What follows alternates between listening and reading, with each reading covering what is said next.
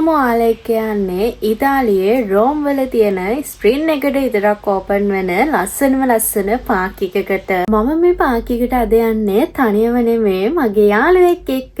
මම දැන් ලෑස්ති වෙලා තමයි ඉන්නේ. ඉතින් මගේ යාළුවා මෙට්‍රෝ ස්ටේෂන් එක ළඟට එනවා කිව්වා. එහෙනම් අපි මෙට්‍රෝ ස්ටේෂන් එක ළඟට ගිහිල්ලා හම්බෙමු. මොන දේ කරන්නත් කලින් කාලා ඉන්න ඕන නිසා මගේ යාළුවත් විනාඩි 5ක් පරක්කු වෙනවා කියපු නිසා මම මැක් එකට ගියා කොෆි එකක් බොන්න.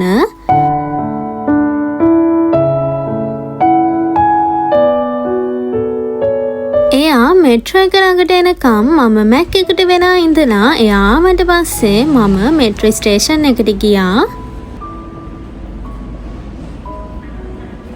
මේ ඉන්නේ මගේ යාළුවා අයුමි. එයා ජපනීස් කෙනෙක්.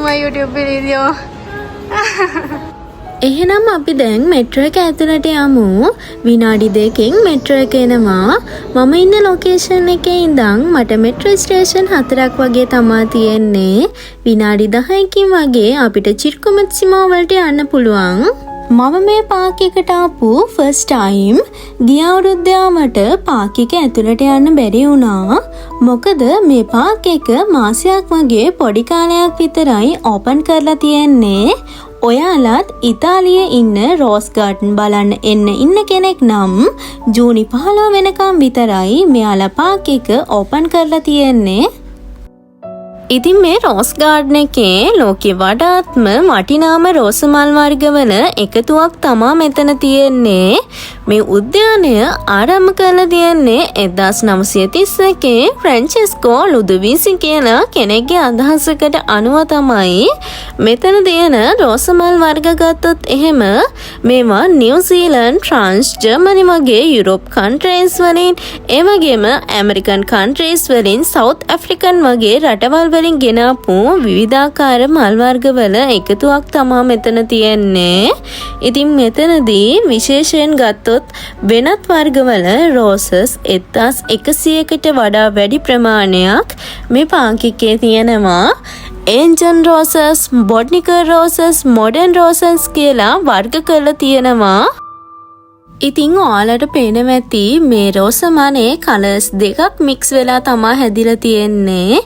ඉතින් ඒ වගේ කලර්ස් මික්ස් වෙලා හැදිලා තිබ්බ ගොඩාක් මල් තිබ්බා. ඉතින් බලන්නකෝ මේ පාක් එකේ ලස්සන. මෙතනට ගියාම එන්නවත් හිතෙන්නේ නෑ දිව්‍ය ලෝකයකට ගියා වගේ. එච්චරටම ලස්සනයි.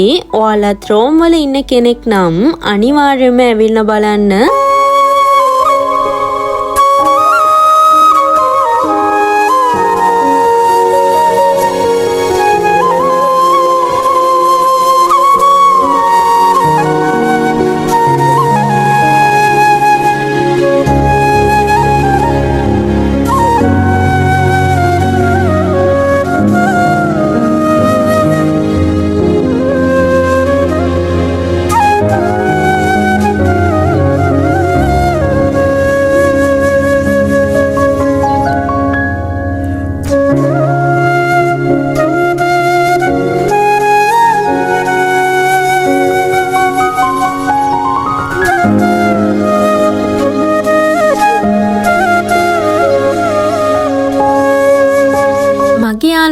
ශ්‍රී ලංකන් කෑම කන්න ආසයි කියපු නිසා මම එයාට ෆිෂ් රෝල්ස් වගේ කුයි එග් රෝල්ස් වගේ කුයි හදාගෙන ගියා.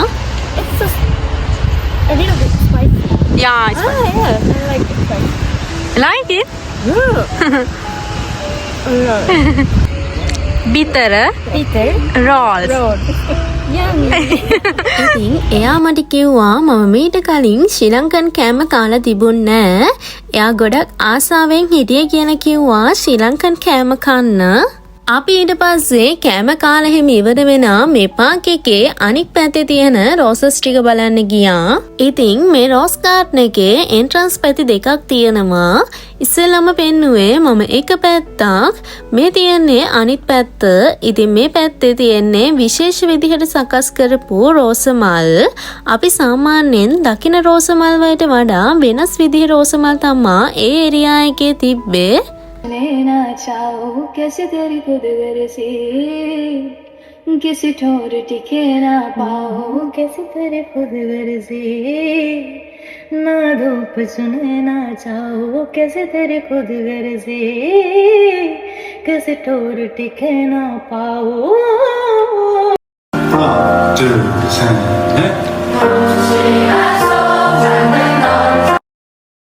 අපි පාක් එක බලලා එළියට එද්දී මෙන්න මේ ලේඩි එතන සිං කර කරා හිටියා. ඉතින් මේ රෝස් ගාඩන් එකට එන්ට්‍රන්ස් ෆී එකක් විදිහට කිසිම මුදලක් අය කරන්නේ නෑ. ඕනම කෙනෙක්ට නිදහසේ ඇවිල්ලා බලලා යන්න පුළුවන්. ඉතින් දැන් අපි දෙන්නත් ගෙදර යන්න තමා හදන්නේ. ඉතින් මගේ යාළුවටත් බයි කියලා මම ගෙදර ආවා. ඉතින් මං අදට ගිහින් එන්නම්. මේ වෙනකම් මගේ වීඩියෝ එක බලපු ඔයාලට ගොඩාක් ස්තුතියි. එහෙනම් ඔයාලා හැමෝම පරිස්සමින් ඉන්න.